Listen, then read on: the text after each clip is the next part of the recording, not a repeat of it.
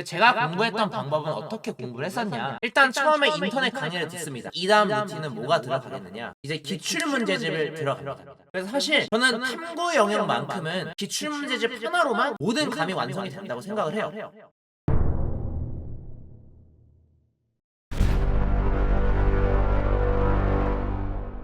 반갑습니다, 여러분. 오늘도 역시 수학의 진심이지만 오늘만큼은 과학의 진심인 남자 까표입니다.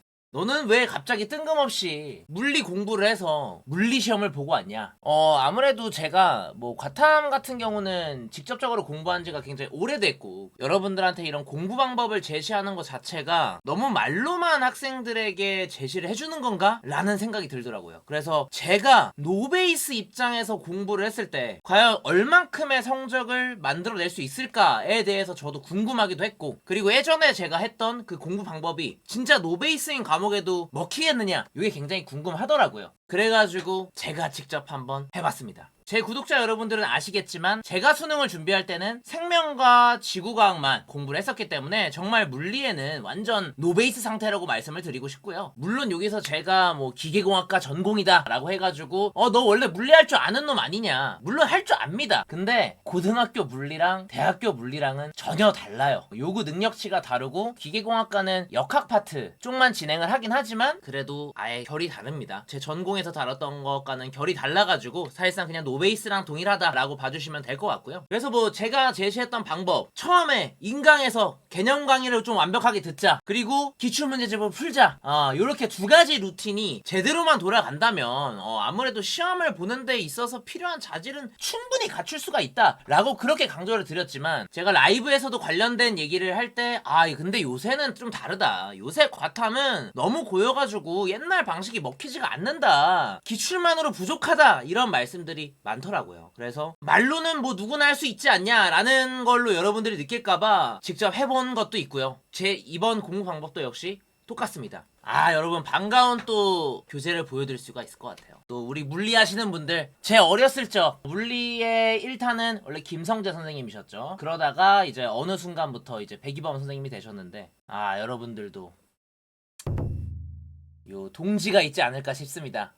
저 또한 백이범 선생님의 가르침을 받아서 개념 공부를 하게 됐고요. 그 다음에 요 개념 공부가 끝났을 때 뭐 했냐? 당연히 요 친구를 했습니다, 여러분. 요 친구 당연한 겁니다, 그죠? 마더턴 기출문제집 해서 여기에 있는 모든 문제들 진짜 진심 모드로 파봤습니다. 오랜만에 공부에 진짜 진심으로 다 했던 것 같아요. 제가 뭐 일하거나 노는 시간 외에는 웬만하면은 요쪽으로 시간을 최대한 할애해서 좀 진행을 했었고, 그래서 뭐 공부한 기간이 어떻게 되냐 라고 하면 뭐 인강을 한 달 정도 했던 것 같고요. 기출문제집도 한 달 정도 딱 풀었던 것 같습니다. 그래서 제가 6월 모의고사는 개념만 보고 응시를 했고요. 그 다음에 9월 모의고사는 기출문제집까지 완벽하게 1회독을 진행한 이후에 시험을 진행을 했습니다. 확실히 6월 모의고사 때 개념만 갖고 진행을 하니까 일단 문제 해석이 굉장히 느립니다. 그래서 확실히 현장에서도 시간이 굉장히 부족하더라고요. 그래서 실제 모든 문항을 다 건들지도 못했고, 6월 모의고사 때는 40점으로 3등급이 나오게 됐고, 그 다음에 이제 9월 모의고사 때 이제 내가 문제 보는 눈이 확실히 많이 좋아지고 속도도 많이 붙어 있을 때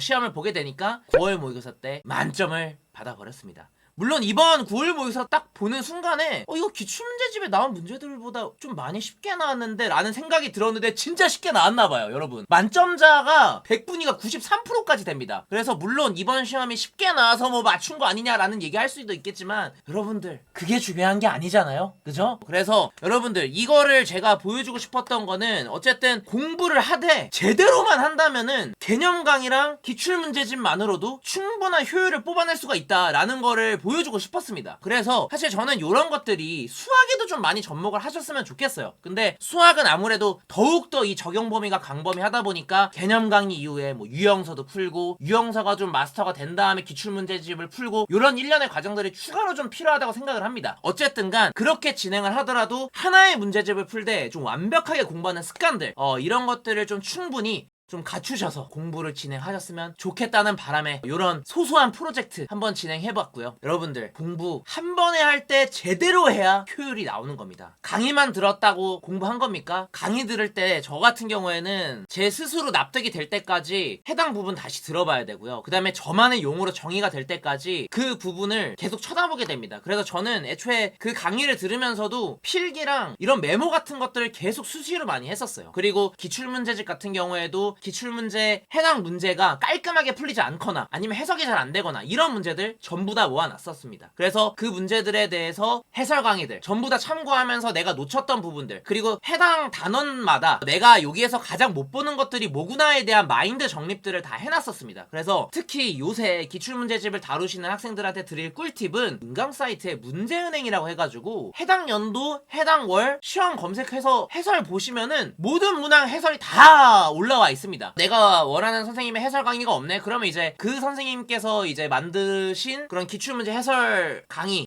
이런 쪽으로 가셔도 되고, 아니면 그냥 문제은행에서 담겨있는 그냥 선생님의 해설 강의로 그냥 하셔도 충분하다 라는 걸 좀 말씀을 드리고 싶고요. 그래서 제가 그러니까 물리에 관련해서 메가스터디에 이제 새 선생님을 들었습니다. 백이범 선생님. 옛날 저의 추억의 김성재 선생님, 제가 김성재 선생님 또 현강도 들어봤던 사람이거든요. 그리고 강민웅 선생님, 이렇게 세 분을 들어봤었는데 이 세 분의 특징을 좀 말씀을 드리면, 백이범 선생님은 확실히 왜 내가 어렸을 때도 좀 상위권 친구들이 백이범 선생님을 그렇게 좋아했었는지 그런 것들이 좀 느껴지더라고요. 그래서 물리에 백이범 선생님이 계시다면은 수학에 현우진 선생님이 있듯이 약간 두 분이 약간 비슷한 느낌이지 않을까 라는 생각이 들고요. 그 다음에 강민웅 선생님은 확실히 좀 설명 방식 자체가 좀 보다 더 제 스타일, 좀 더 정파에 좀 가까우신 스타일이었던 것 같습니다. 그래서 수학에서는 좀 한석원 선생님의 스타일이지 않을까 라고 좀 감히 좀 예측을 한번 해보고요. 그 다음에 김성재 선생님은 옛날부터 동일하십니다. 여전히 이 강의에 몰입하게끔 이 재미를 더해주시는,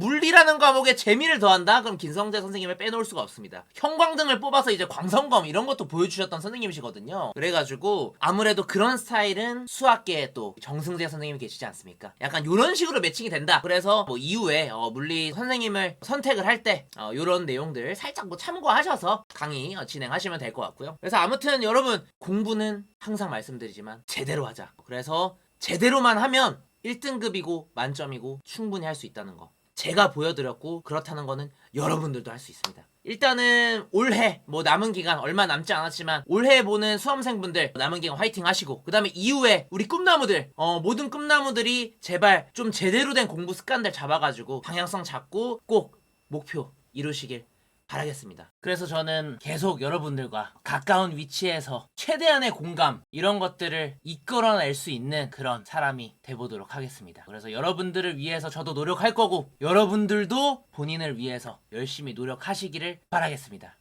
카페기였습니다. 여러분, 그래서 제가 공부 어떻게 했었는지 보여드리고자 요거 살짝 깜짝 영상 준비했습니다. 뭐 이런 문제들에다가 지금 보시면은 제가 놓치는 포인트들, 그죠? 제가 잘 못 본 포인트, 이런 것들 항상 말씀드리잖아요. 알고 있는 건 중요하지 않다. 내가 못 보는 것들을 정리하는 게 중요하다. 그래서 이런 문제들 풀면서는 항상 제가 이렇게 못 보는 것들, 놓쳤던 것들, 이런 것들 위주로 정리를 계속 해나갔었고요. 그래가지고 뭐 이런 것들 이후에 요걸 보면서 나중에 뭐 복습 같은 것들도 하고, 이런 식으로 매 단원마다 다 뭐 필기하거나 메모할 것들 다 남겨놓으면서 했다는 거. 또 다른 거, 개념 자체를 들을 때 이제 이런 식으로 제가 이면지에다가 각 단원별로 이제 핵심 내용들, 이 저만의 용어들로 다 정리를 해놓은 거예요. 제가 이것만 봐도 이 단원이 이해가 되기 편하게 이런 것들 다 정리해 놓은 거거든요. 각 단원마다 이제 좀 이런 것들이 중요하게 쓰일 것 같다, 이런 것들 위주로 해가지고 다 이제 필기 남겨 놓은 겁니다. 여러분, 공부 이렇게 저보다는 더 열심히 해야 되지 않겠습니까, 여러분? 그래서 저는 이런 것들을 좀 제가 이해될 때까지 계속 파고 저만의 용어로 다시 정립하고 이런 과정들이 들어갔었다 라는 거를 좀 말씀을 드리고 싶고요. 그 다음에 또 이제 이거 기출문제를 빼놓을 수가 없죠.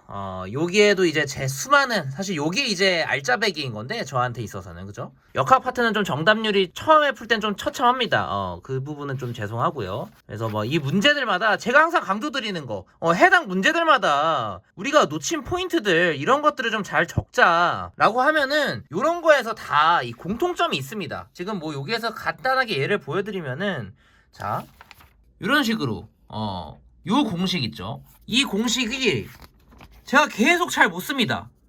그죠?